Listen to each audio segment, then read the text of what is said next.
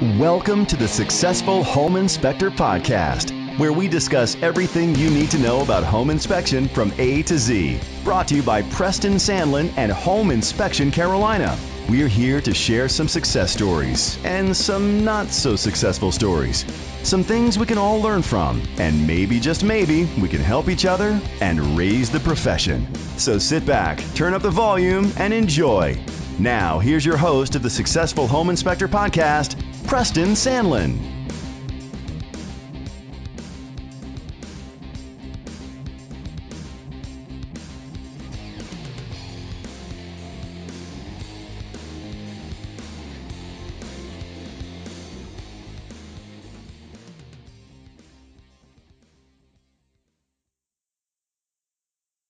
Are you struggling to make your home inspection business grow? Well, have I got the answer for you. HomeInspectionFlyers.com. At HomeInspectionFlyers.com, you get 5 flyers a month. There are 3 sales flyers and 2 recipe flyers. And you can customize them to exactly what you want.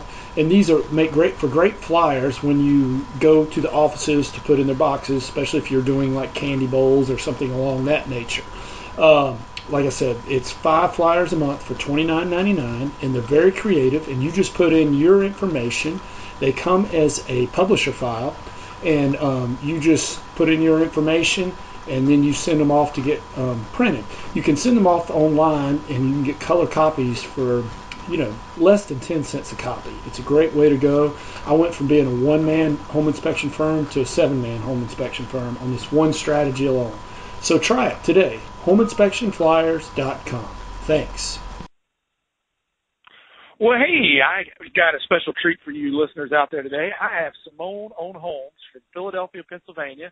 I have known Simone for quite a while, several conferences and whatnot, and she is one of the most positive people you'll ever meet. She leaves no person unsmiling. So, Simone, tell us a little bit about you, because we'd like to get to know you personally.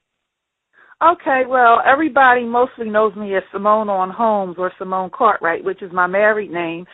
I was born Simone Christine Hip. Like you said, I'm from Philly, born and raised in Philly. I'm just like you said, I'm caring and compassionate. I like to be there for people, help people, be reliable and so forth. I'm really sensitive. On the same note, I can flip the switch and go to the other side real quick. And sometimes I've left people damaged, and then had to go back and apologize. But that's it for me. I hear you. Well, Simone, not many of us grew up wanting to be a home inspector. I didn't even know what that was when I was a kid. So tell us, how did you become a home inspector, and what did you want to be when you were a kid? I never heard of a home inspector either until right before I became one. So you're right, that's not something we think about, but I know I wanted to be a lawyer. I wanted to own a hotel. I knew I wanted to own my own business, and I wanted to be a hero to people somehow. And my mother was a politician. She was a community activist and a politician, so I saw that, and that's what I wanted to. Those are some of the things that I wanted to do.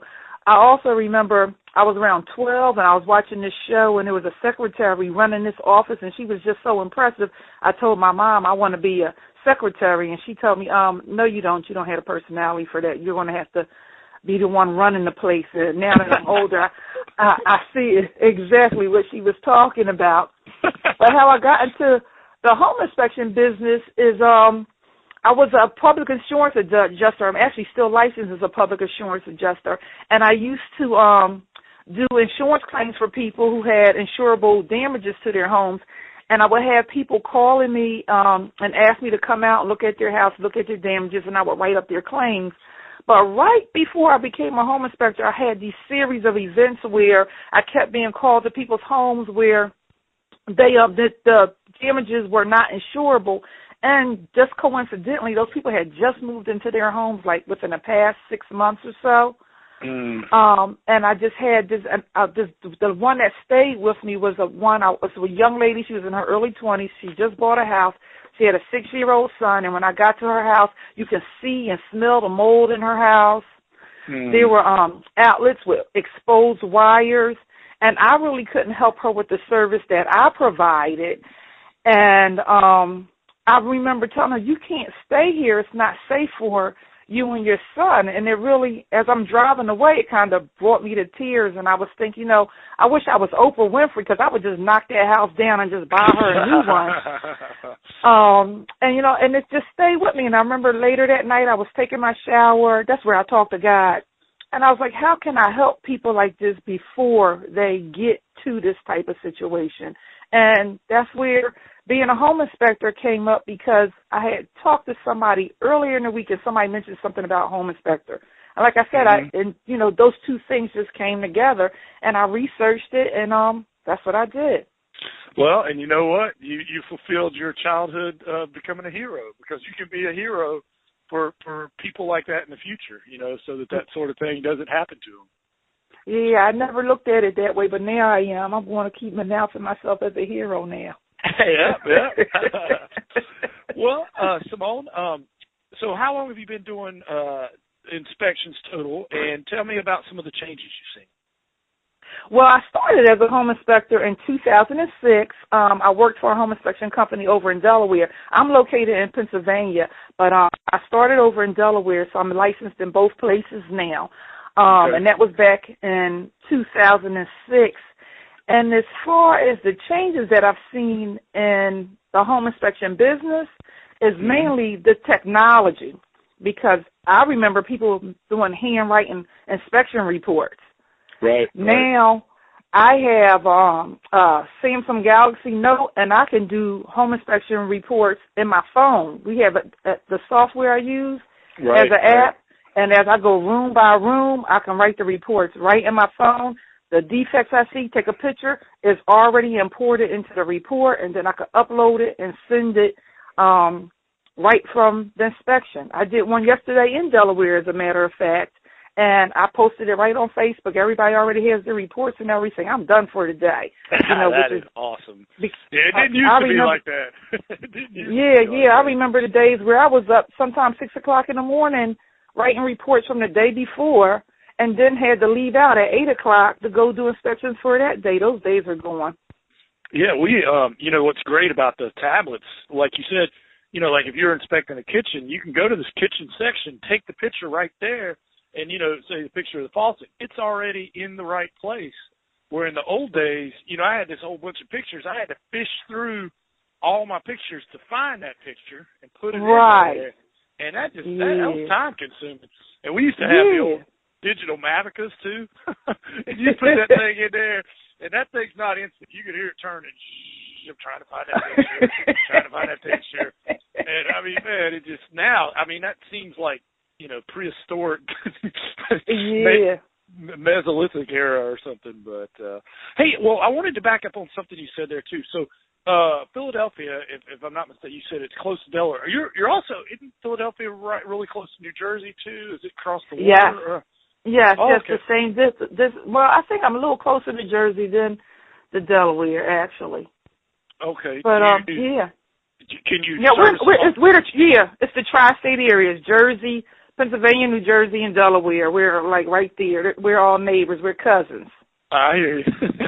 Well, we're all cousins down south too, but that's a whole different. No, just kidding. Yeehaw! See into the stereotype. Yeah, there you go. Well, that family you're gonna get in tree, trouble now. Yeah. Well, you ever heard that? The family tree doesn't have branches; it just kind of leans. No, I'm just kidding.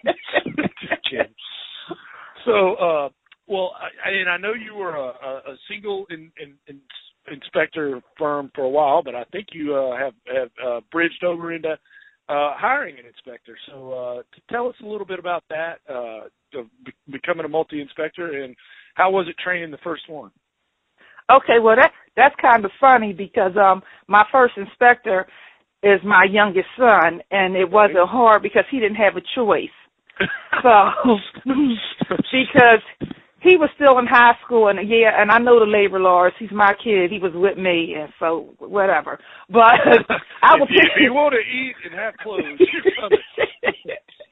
I would pick him up from school, and I just took him right on inspections with me, and I would have him do like the outlets and the windows, doors, stuff that's easy that you don't really require much of a technical skill to do. And then when he became 18 years old, he really started realizing that, okay, I need a job now. And now he's learned so much from being around me. So he just ended up falling into being a home inspector for us. And he enjoys it, of which he needs to enjoy it. But he also works another job, too. But he was my first inspector. The hard part for me was being able to just let go and let him do inspections by himself without me being there. Right. Because that was just like every home inspector. It's hard for us to let that first one go because we don't think they're going to be as good as we are, or we're afraid they're going to miss things and it's going to be on us and not on them, or they're not going to have the same dedication. So that part was hard for me to do. And what I would do is only send him to homes that were like newly built or newly renovated houses that were vacant. So even after he did, because there's going to be less there, and even after he finished the inspection, I can go by the house because it's vacant and walk through and make sure he didn't forget anything. Right. No, I think that's good. That was actually my next question, your training process, but you spelled it out right there. For all the listeners out there, Simone is exactly correct. I know a lot of guys, when I say guys, I mean everybody, struggle with that because you think that person's not going to be as good as you, and they're not. But, if they're 80% as good as you, that's still pretty doggone good, Yeah. And they worry, you borrow your words there, you worry about them missing stuff. They're going to miss stuff. But, we miss stuff too. Yeah. It's part of the learning process. I was on an interview the other day. I was like, how I always tell my inspectors this, you call it becoming a seasoned inspector. And I said, you know how meat is seasoned? They beat it with a hammer and rub salt in it. Yes. And I said, that's kind of the way it is to become a seasoned home inspector. You're going to miss stuff, and it's going to hurt, but you're going to survive, and you're going to be a better inspector. Right. Yeah, exactly. You do learn from that. Yeah. Now, you've hired another one, too, right? Yes. I actually have someone I'm training right now, and basically I'm InterNACHI. So it's once, because I'm a business under InterNACHI, my inspectors can join like at only $100. They don't have to pay that $400. Right. So that's one of the things I required him to do, so he can go ahead and start studying and learn, the standards of practice and the code of ethics. Go ahead and study that, take that test, because that's the easy one. And then as I take him out on inspections with me, integrate that with what you're studying to take the home inspector's exam, integrate those two things. And I have them, after the reports are written, read over those reports so you learn how to write the reports and know how to word it and so forth. And then, videos and that kind of stuff. I tell them to Google stuff, like roofing materials, do a search on it so you actually know what it actually looks like. And then when we go out on inspections, I'll say, or as we're driving down the street, what kind of roof is that? What type of material is that kind of stuff. Cool. Well, I'll give you a little heads up. Sounds like you're on the right track, Simone. All this stuff you're doing, put it in a notebook or videotape it so that, like, the next person you hire, you've already got it. You know what I mean? Like, if you... Yes. I mean, it took me a while to figure that out. After about the fifth one, I'm like, I'm doing the same thing over and over. So like the software and all that, you can do like Screencast-O-Matic and just video what you're saying and doing on the screen. And so then you don't have to work so hard that second, third, fourth, and fifth time. You know what I mean? That's good advice. Advice. I'm going to do that right away. But you're on the right track. Well, Simone, tell us, do you have a success quote you'd be willing to share with us? Yes, I actually have the quote on the back of my business cards. It's there's an immutable law in business that words are words, promises are promises, explanations are explanations, but only performance is reality. Wow, that's true. That's true. Very much so in our business too. That goes along with what we learned in 3 days, either excuses or results. There's nothing in between. And at the end of the day, we're only measured on results. Exactly. Yep. Well, Well, Simone, let's say that I'm a buyer or a real estate agent come buy a house in Philadelphia or Delaware, and there's other inspectors in your market. Why should I hire you? Is there something you do that others don't? I believe it's the time that we spend with the clients when they call to schedule a home inspection, the time we spend with them at the beginning of the home inspection, educating them on what's going to do and how to take the information that we have, and then the time after the inspection, after they read their report, that we go over with them, or after inspection consultations, to make sure everybody is clear. We've been told by several real estate agents that they're not used to home inspectors doing that. Right. Spending that time so it's clear, because sometimes, especially with first-time home buyers, they'll see a list of things that need to be done in that house, and that'll overwhelm them. And they feel like this house is totally defective, and you have to let them know that there is no perfect house. There are going to be things that are wrong with the house, and you want to focus on things that are major defects and safety issues, and you don't want to use your home inspection report as a list of demands. And even the things that are major defects, the sellers usually want to sell that house, so they'll work with you usually to get those things done. Right. You know what I tell them is if it comes to a situation where, you're going to ask for certain things, but, be okay with other things, which is usually, there's usually some form of compromise to extend the olive branch. I always say treat it like a buffet. Go for the shrimp and the steak. Don't go for the potatoes, because that's cheap stuff. Go for the high dollar items or the safety items. Just like you said, ask for those, and the smaller things you can fix that yourself. You know what I mean? And to add to what you were asking to, I think it's personality too, because home inspections it takes a lot of time. You're walking around with their house, and you can lose people. So we like to make our home inspections fun. It's like I tell my inspectors, sell yourself, be personable, ask questions, tell little jokes here and there. And even if you see something crazy happening in the house, make a joke out of it or something, and just make it fun. And so they remember you when when the inspection is over with. Right. Yeah, no, and if they like you, that goes so far. Right. People do business with people they know, they like, and they trust. You're exactly right.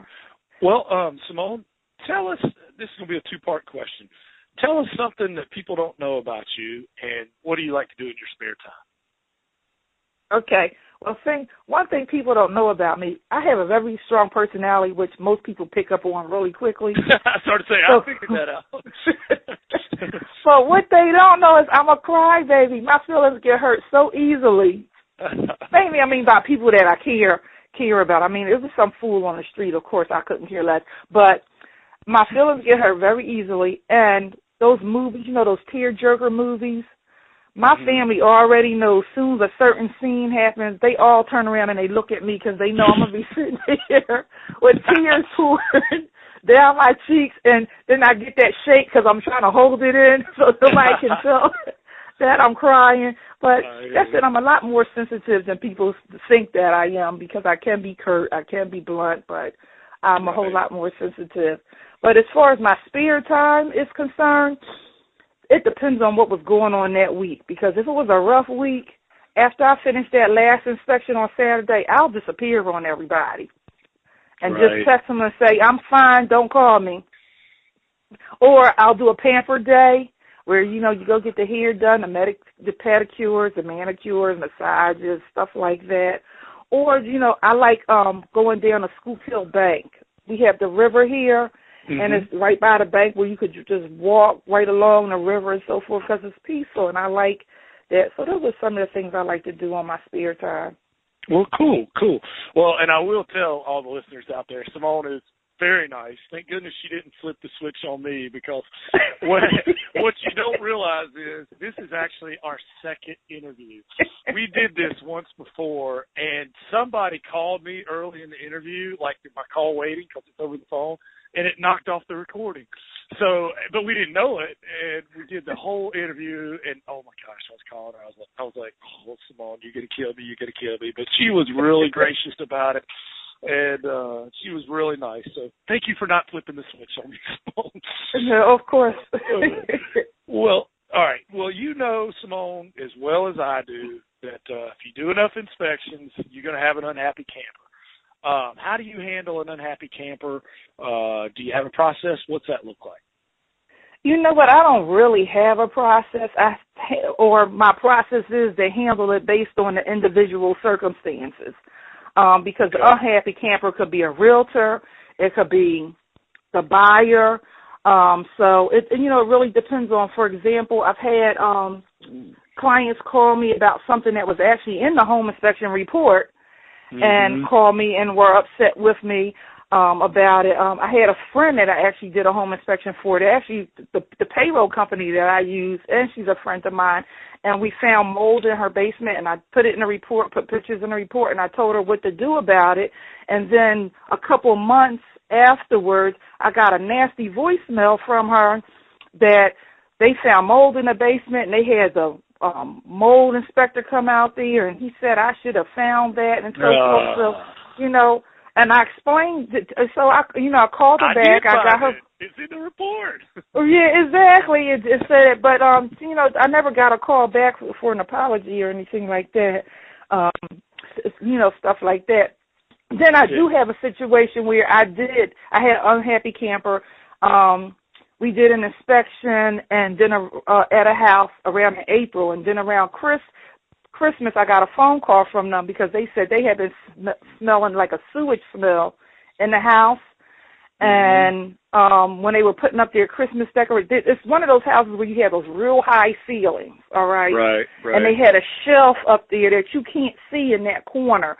And when they were putting up their Christmas decorations and they climbed up there on a ladder to put the Christmas decorations, they saw there was a hole in the wall. And the thing was that the plumbing vent was venting right into the wall. It wasn't going through the roof. Oh, and so forth.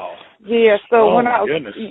Yeah, so, they called me about that, and I was thinking, when I was on a roof, I should have noticed that because that's one of the things I always look for and so forth. So I just gave them their money back, the part that they paid for the home inspection, because we did a couple of services.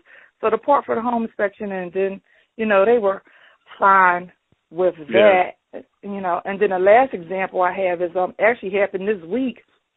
We did a home inspection last week, and when we did our follow-up emails to the listing agent, about, we know time has passed, and we know how much stressful it could be, and, please don't keep us a secret and all that kind of stuff. And she emailed me back, I would never be inclined to do business with you. And I was shocked. I was like, who, me? This is Simone. Everybody likes me.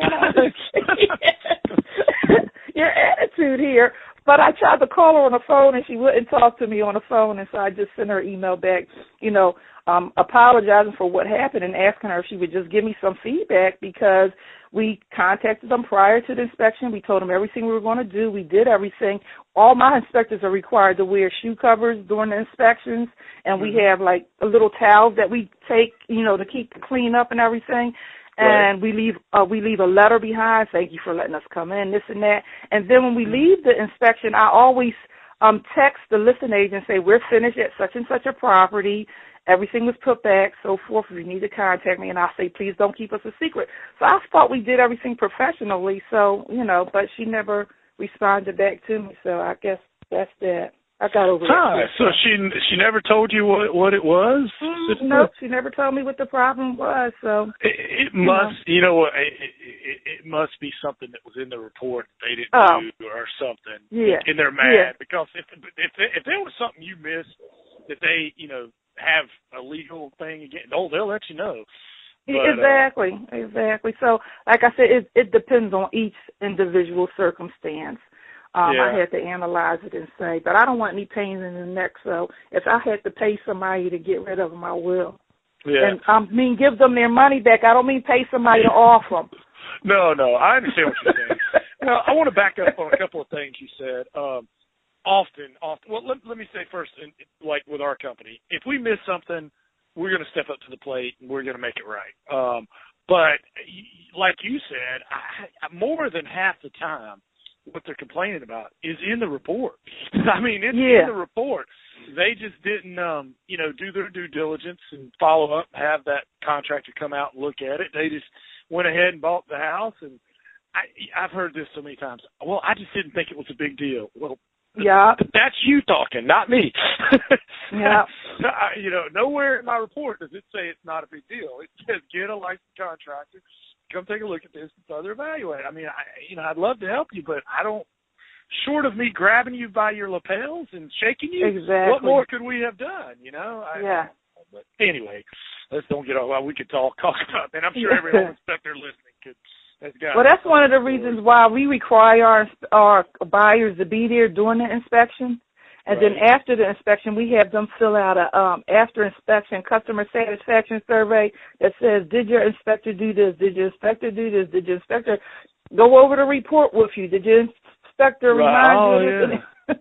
So that way, I remind them of that when they give me that phone call. Yeah. Well, you know what we've started doing too, Simone. We've got all our inspectors wearing GoPros now, and I want them to film when they go over there at the end. They show them all the pictures and explain everything. I want them to film that because I want to know exactly what was said for a couple of reasons. I can critique it and say, don't say this, say that, or say this, but don't say that. But also, when you have that unhappy camper, I can't tell you, that inspector didn't tell me that. And the inspector tells me, yes, I did tell him that. Or vice versa, they told me something they did, And, you got the tape. It's like the police cam. Yeah. Police car. All right, well, let's go to the tape. That's cool. You know what? I'm going to do that, too. You're giving me such good ideas. Well, it's just I get into that when there's a problem. They say, well, the inspector said that. Or here's what always – I've heard this a couple times. Well, the inspector said that was not a big deal, and I know for a fact they didn't say that. Because I tell them, don't ever say that because everybody's threshold's different, and you that. So anyway, but yeah, they're you can get them the GoPro, you can get them with the Wi-Fi connection. They all actually, Simone, they have some knockoff ones too that aren't too bad. I hope GoPro doesn't sue me for saying that. Well, I know, right? Exactly. We have both. Some of them have some knockoffs. Some of them have the actual GoPro. The GoPro is probably the nicest because it's a little bit smaller, and we get that little headband thing to put on there. They also have one you can put around your chest, we like the headband one, but it's good stuff. If you ever have any questions, let me know. I'll show you how to use it. It's cool. Okay. All right. Well, I hope I don't get on your nerves asking you questions. No. I owe you a bunch for having to redo this thing again. Well, Simone, we're going to get into some highs and lows, but first, let's take a pause for our sponsors. Well, I'll admit this probably doesn't have much to do with home inspection, but it will help me pay for this podcast. If you're in need of anything to hang on the wall, along the lines of art, go to PrestonSandlin.com. Check it out. You can click on there if you're interested, and it takes you to Fine Art America, some of the stuff I've done. And you can have all kinds of things, phone case covers, all different size art things. So if you're looking for a gift or something like that, you like this podcast, it'll help me pay for this podcast. That would be awesome. And if you can prove to me that you bought something from it and I see you at a conference or something, I'll buy you an adult beverage. Thanks a lot. All right. Well, we are back here with Simone Cartwright, better known as Simone on Homes, from the city of brotherly love. And I've had 3 interviews. Sisterly affection. Yeah, there you go. I've had 3 interviews. I did not plan it, but, I had Catherine and, Chris Early. Do you know? I know you know Catherine. Do you know Chris? I don't know Chris. Yeah, they're all nice people, all very nice people. And I know it seems like back to back. It just happened that way. I didn't plan it, but all good people. Well, Simone, tell us about a time when you failed. Take us there, and what'd you learn from it? You know what? I've had so many successes in my life. It's hard, and even I never saw failure as being failure, and that was never any kind of philosophy. I think that's just how I was brought up. Right. But I do remember I used to work for Primerica Financial Services. You've heard of them? Yep, I have. Yeah, it's a network marketing company, but it's also financial services, and they used to have different contests that allow you to move up to the next level and stuff like that. And they had one contest where you would move up to the next level, and they had a trip to Miami, And that was back when that song by Will Smith, Going to Miami, Miami, Miami, was out. So I just knew I was going to win that contest because I win everything that I do. If I do it, I'm going to win. I was singing this song. I would play it in the morning all day long. I was telling my kids were small and how we're going to Miami, Miami. And I didn't make it. Oh, no. And I lost terribly because as the months were going on, I was getting further and further till it got to the point where it's like, there's no way that I'm going to catch up and write as many life insurance policies and recruit as many people as they need me to do to win this contest. So that was like that, and it was heartbreaking to me because I wasn't used, but I didn't see it as a failure. Even though some of my family members did, and they wanted to make sure they pointed out to me because I shouldn't have been in a network marketing company in the first place, based on their opinions. But I learned a whole lot from that because I was going from an employee to a business that I had to do a lot to produce. So what I actually learned from that is the reason why I'm successful in the home inspection business now. Right. Because failure isn't failure unless you quit. That's right. Well, and I read somewhere, failure is not the opposite of success. Failure is a component necessary for success, or a step towards success, and that's true. Yeah. And I think in every defeat lies the seeds of later victory. Because it's just like I played sports, and boy, there is nothing like getting beat badly, and that just taste in your mouth, that bus ride back, it's just everybody's silent, and you're just like, I'll never let this happen to me ever again. And then just the raw determination, to come back. And then, the next year you go on to whatever, but you always got that memory in the back of your mind, that damn bus ride back. Yeah. When you got your teeth kicked in, so again, it's, I also heard it's called, failure is just a chapter. It's not the whole book. Yeah. And it makes you humble, too, because I have to say, before then, I wasn't really that humble. People who weren't successful or didn't make it, I was like, something's wrong with them. So it changed my attitude a whole lot. Yeah. No, failure is just a necessary step for success. Well, Simone, on the other end of the spectrum, tell us about I come a long way moment. Have you had one of those moments where you're like, wow, come a long way? Okay, personally or professionally? Either one. I can tell you some stories.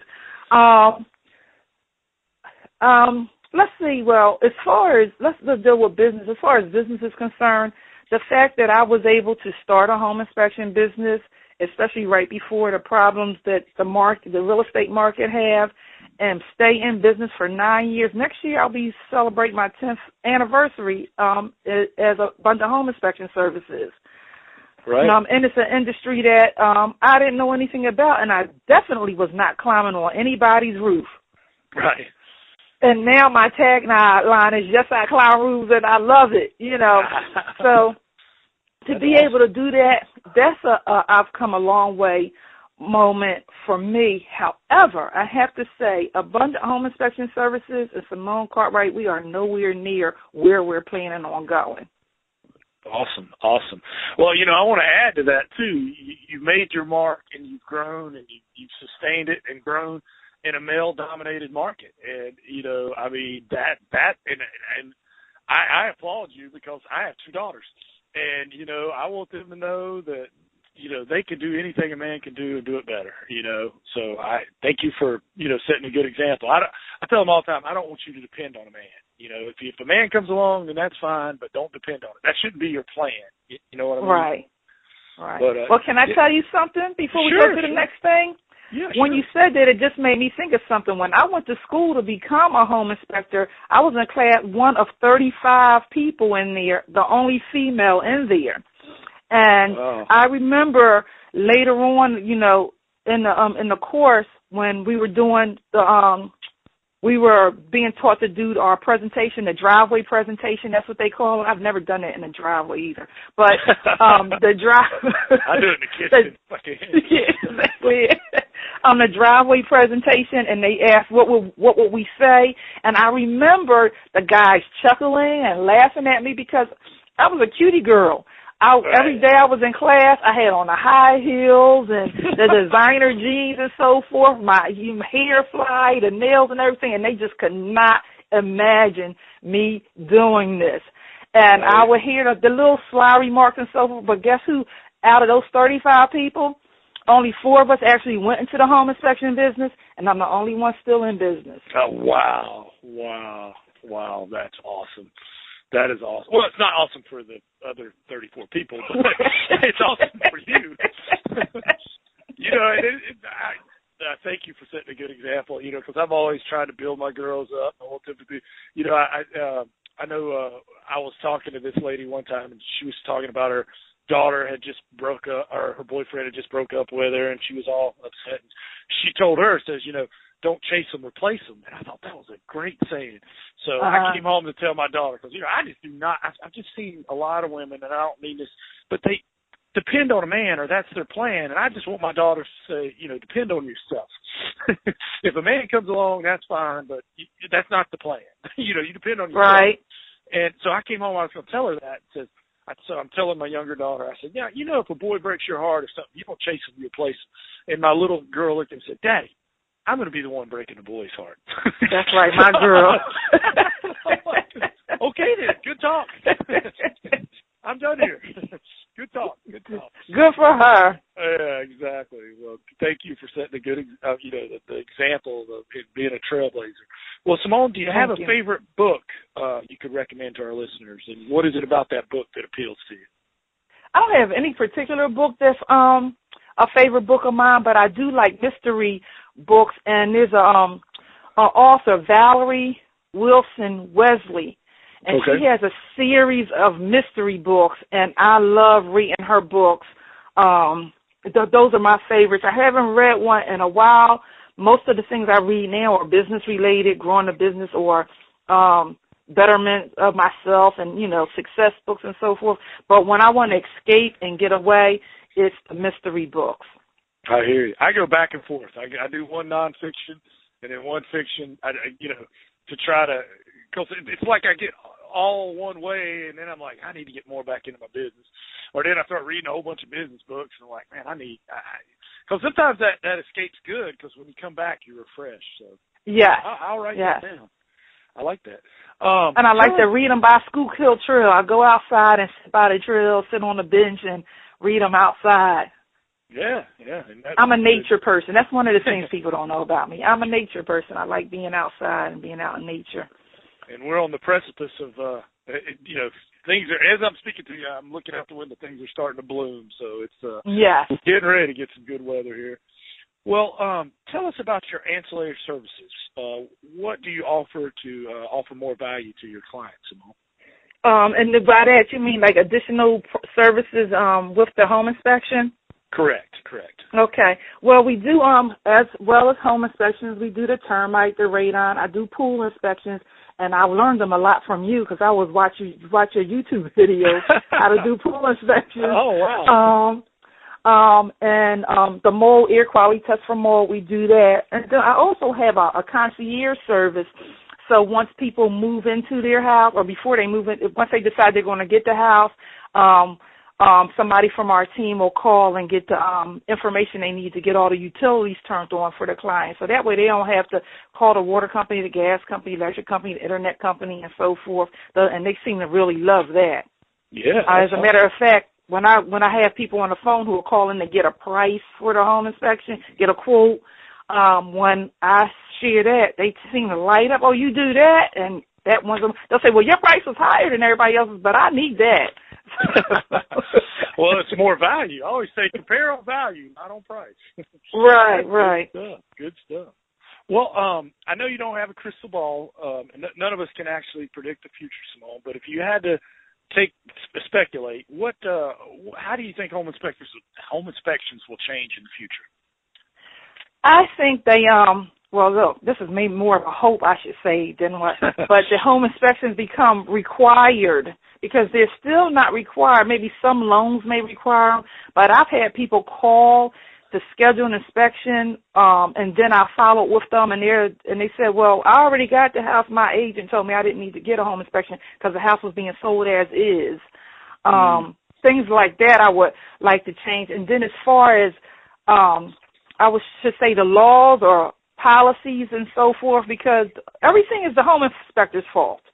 Yeah. And we need some lobbyists on our side, because we get blamed for things that, we could never, things that were not existing during a home inspection. And I think people forget that the home inspection is based on what was going on the day of the inspection. Right. And not something because you decided to tear down the drywall in the basement and you found a crack in the foundation. How is that my fault? How was I supposed to see that? Right. So, yeah, those are things that I would like to change in the home inspection business, and people have a better understanding of what a home inspection actually is. And I think some TV shows have added to that, which I won't say names because none of us want to get sued, but I'm sure a lot of us can guess, because it's unrealistic expectations. And you're right that it does seem like, everything's blamed on the home inspector. I know ASHI has got some lobbyists or has a lobbyist, so I'm hoping that that'll come to fruition. But, the realtors have powerful lobbyists in Washington. So, we just don't want everything to get put on us. That's right. It has to be realistic. Yeah. Well, and that kind of leads into my next question, or it relates a little bit, transition. Have you ever been thrown under the bus by a contractor? I know I have. How do you handle it? That I think you even alluded to it earlier with the mold. You said, well, my contractor said you should have caught this. Do you have any idea how we can, I don't think we can ever stop it, but at least control it? We can hire a hitman specifically for contractors, so when they say that, we can make them disappear. You don't mess with people from Philly, man. You remember when y'all threw batteries at the it was your own team when they weren't playing well. Don't mess with people from Philly. That one, now I have to do a search on that. I don't remember that one, but years ago when the Eagles weren't playing well, the crowd threw batteries. That's crazy. But I think it was at their own team because they weren't playing. I don't know. I don't know that for sure, but you don't mess with people. But no, okay, because this is going on. But I haven't thrown. I've had the exact thing said. Oh, your home inspector should have caught this. I've had that 2 times that come to mind. One was a time we did an inspection at a house, renovated house, and during the inspection the water heater wasn't working. And when I went back and did the reinspection, the water heater wasn't working. Instead of the woman listening to my advice, they went ahead and got the house, and then they used the home. That's what it is, because they get told that, oh, don't worry about it. We gave you a home warranty. The home warranty will fix it. All right. And you didn't say that. Somebody else said that. Yeah, somebody else said that. All right, and we know who. Okay. And then the contractor from the warranty company came in and looked at it and said that the gas valve on the gas line to the water heater was located in the wrong place and a whole bunch of other stuff they needed to do. And I said, no, I'm looking at the pictures right here, and he's not telling you. He's looking for work. Right. He's with the warranty company. He needs work. So, no, that's not. And I said, this is what I'm going to do. I'm going to send you these pictures. I sent them to her. And I said, I'm going to send you the names of 2 contractors that I know. You talk to them. I'm not going to talk to them. And you ask them and then get your own and see if they agree with this guy. And at that time she did take she took my advice. I was like, no, I didn't miss anything. And no, that's not in the wrong place. He's looking for work. So, yeah, I had that. And then the situation I told you about the mold, where the mold inspector comes in there and says, oh, well, your home inspector should have seen this. No, I shouldn't have seen it because he told her it's going to be $10,000 to take care of that mold situation. And it was something that, there was no way. Part of it I put in the report. The other part where he found mold wasn't something that I could see. It was a finished basement. It had insulation, and the line from the refrigerator was leaking into that insulation. So the only reason they knew was because he tore the wall open and saw that. I am dealing with one of those as we speak, Simone. Same thing, refrigerator line, in the wall. We couldn't see it, and of course, that homeowner don't want to hear that. They just want. Yeah, and the house was occupied when we inspected it too. So. Yeah, and the refrigerator's up against the wall. We don't pull the refrigerator out from the wall. It's beyond. We have to inspect the whole house, and we got 3 hours. We can't. Yeah. If you want a $5,000 inspection and give me 3 days, I'll do all that stuff. Right, exactly. And I called the mold inspector too. He never returned my call. Well, that leads to my next question. We talked about opportunistic contractors. They're just trying to find work for themselves and make a little thing into a big thing. Yeah. And the thing that bothers me the most is when they use fear. There's two places I see it. Now, first of all the listeners out there, I want you to realize I'm not saying all contractors do this, but when you hear that, two things, the mold, the pest control companies have figured out there's a lot more money in mold remediation than there is in, spraying for bugs. And right. In our area, I don't know if it's the same way in Philadelphia, I think they took a map of the city and they said, you know what, there's so many houses here and we make this amount of money killing bugs, but if we can seal up all these crawl spaces, you know how much money's in that? And that's okay. All right. I'm fine with you. I'm all about, I'm an entrepreneur, but wait a minute. How do we do that? We scare the crap out of the people when it's not necessary. If they got a real problem, fine. But when you tell somebody they got a problem and they don't, and you scared somebody into spending $10,000, that pisses me off. That really pisses me off. Sorry, I know I might lose my G rating here. But I see that. And then the other thing is in the heat and air business. Now, not all. There's a lot of great ones out there. But I've learned $69 tune-up, you know what that is? That's code for us finding a crack in your heat exchanger. Right. Yeah. They don't want that $69. They want to come out to your house, and they want to find some reason to sell you a brand-new system.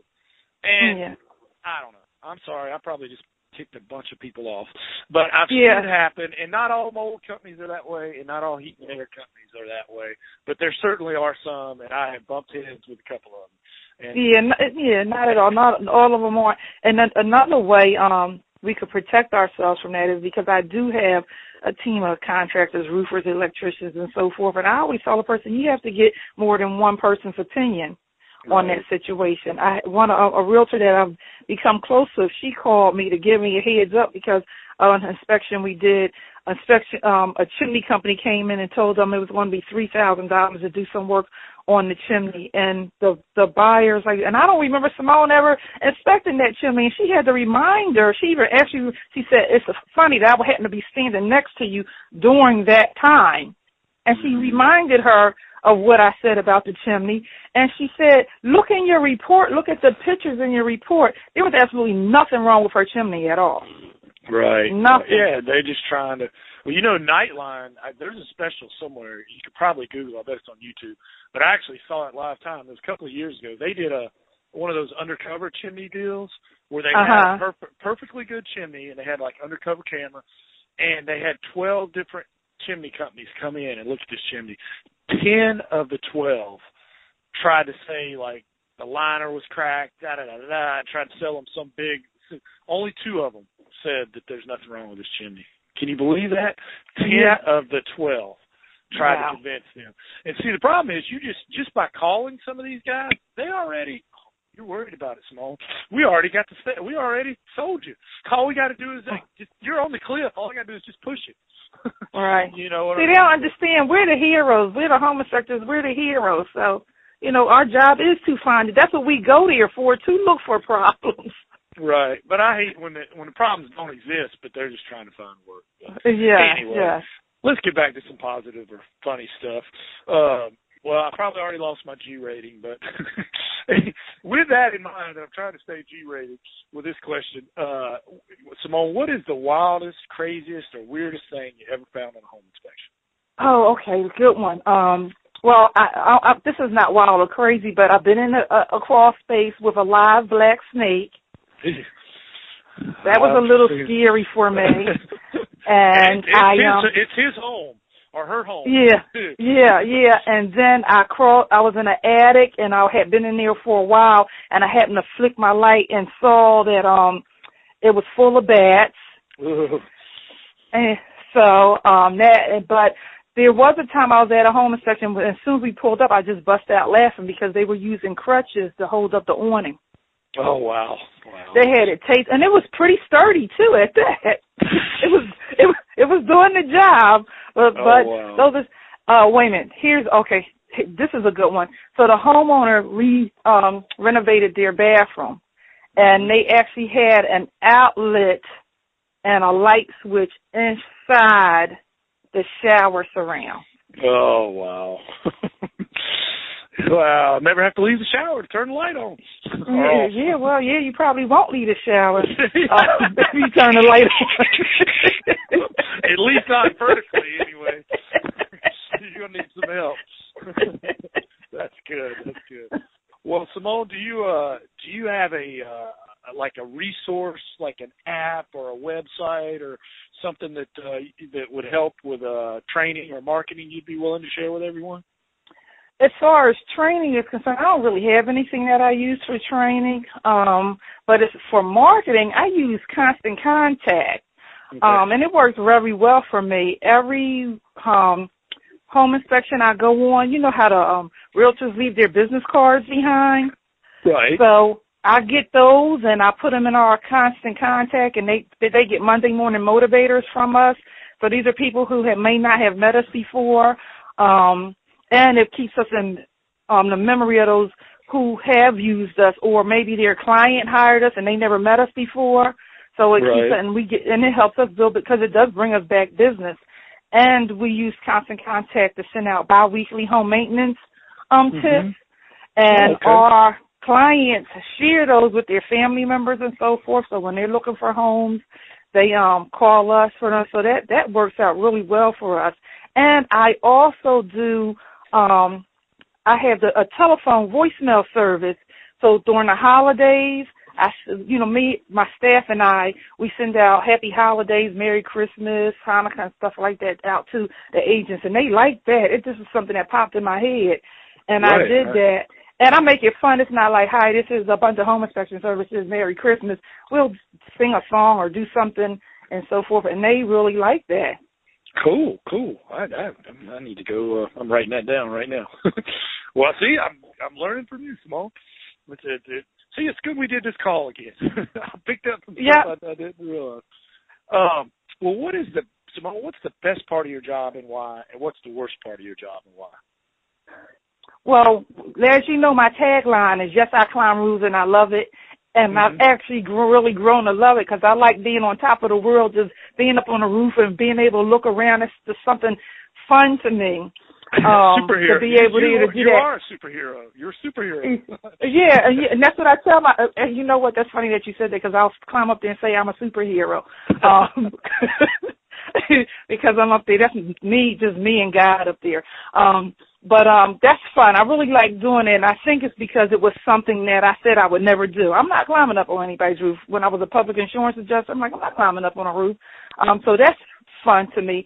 Also, just the best part of it is being able to educate people about their homes and help them and give them that peace of mind at the end of the inspection. Now you know what's going on with this house, and they can be calm. And even with the major stuff, you can calm them down about them because you tell them how to handle it, and so forth. I think that is, and the thank yous that we get, because after each inspection, once everybody has the report, I'll text my clients and I'll say thank you for your business. Your report is ready. And I might mention something in my text that they told me during the inspection about their kids or something like that. Hope that goes well or whatever. And then I say, please don't keep us a secret. And then what I'll do is maybe weeks or months later, I'll get a text from that same person saying, my cousin is buying a house. See, I didn't keep you a secret. Oh, that's cool. Very cool. So those are things, the marketing, because I'm a talker. If you didn't pick up on that already. Yeah, I'm learning. So I actually enjoy going out to realtors' offices and doing presentations and stuff like that. Cool. Is there anything, Simone, that you're working on right now that has you excited about? Yes. My best year ever. Oh, cool. You going to enter the contest? Yeah. Miami, going to Miami. No, I'm just kidding. Yeah. That wasn't nice. I'm just kidding. No. You're right. No. Now that I put it out there, I have to do it. Yeah. Let me hear you say so. No, everybody who does that, for the listeners who don't know, there's a contest where you put your packet together of all the stuff that you're doing, and it's a $10,000 prize. Is that correct? I think, but everybody, I mean, well, obviously the $10,000 would be awesome, but everybody who enters it that I've ever talked to said it made them learn so much about their business too, where even that was worth more than the $10,000 because it, forced you to really analyze your business. At least that's the feedback I get. So. And analyze my behavior too. Right. To make the business, because it's one thing when you know you can do something, it's a whole other thing when you step up and actually do it. Exactly. Well, and change your behaviors that kept you from doing it in the first place. Right. And speaking of that, we're winding down because I know we both got to get to church this morning to make sure I atone for all my behavior this week. Right. But we just got to actually, I think we're down to the last question here. So, Simone, tell me, if you moved to a brand new town equal to the size of Philadelphia, and you still had all your current knowledge, current equipment, computers, ladders, and all of that. It's just that you don't know anybody in this new town, but you have $5,000. What would you do with that $5,000 in the first week? I don't know. Big bang marketing. Mm-hmm. Hire somebody, hire an assistant, hire a home inspector. Get my, I already have my equipment with my rat truck and everything, so I already have that. That's what I would do. It would go towards marketing, advertising, and branding. Cool. Good stuff. Well, Simone, you have been more than gracious with your time. And actually, all the listeners, she's been extra gracious because this is our second interview because I didn't record the first one some reason. But thank you so much for your time. What's your Facebook business page so we can get you some more likes on there?